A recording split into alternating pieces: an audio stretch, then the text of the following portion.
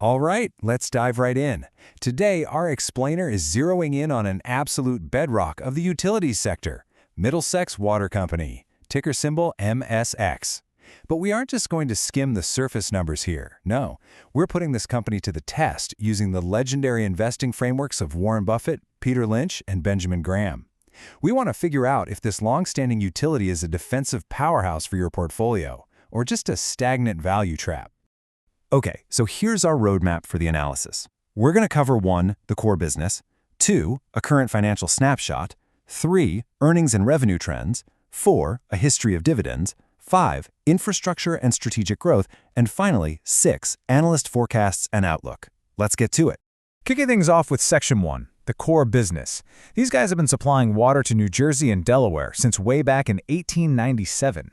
Now, if you're hunting for that classic Warren Buffett economic moat, you absolutely have to look at the consistency of a company's capital. For Middlesex, residential sales form this incredibly stable bedrock at $24.2 million. But the moat gets even wider when you factor in $10.5 million from commercial and industrial clients, $7.2 million from wholesale bulk water, plus essential fire protection and contract services.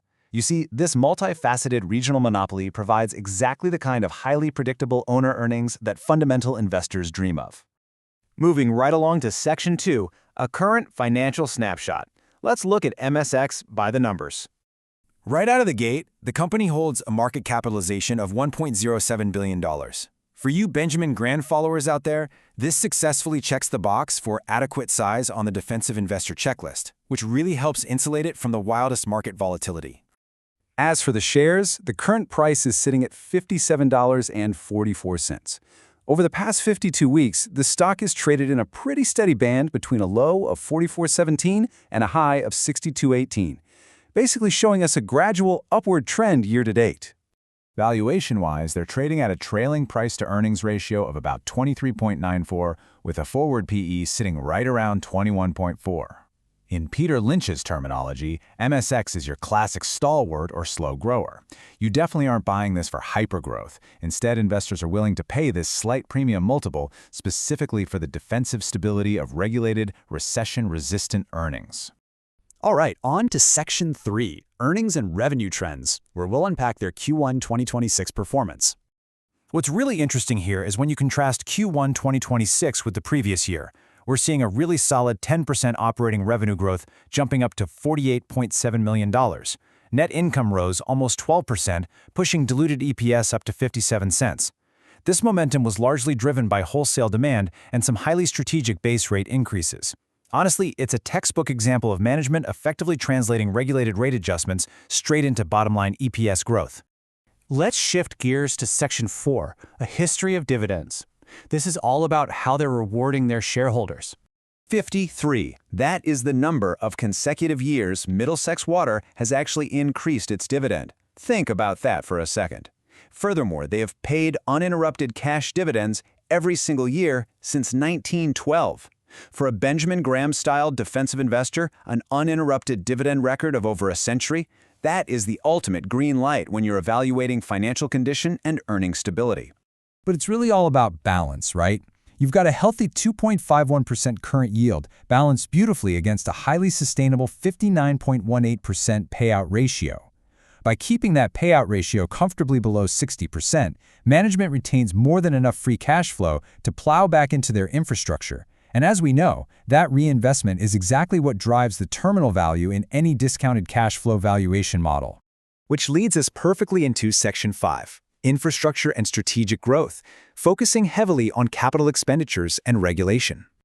Middlesex is projecting a massive $506 million in infrastructure investment between 2026 and 2028.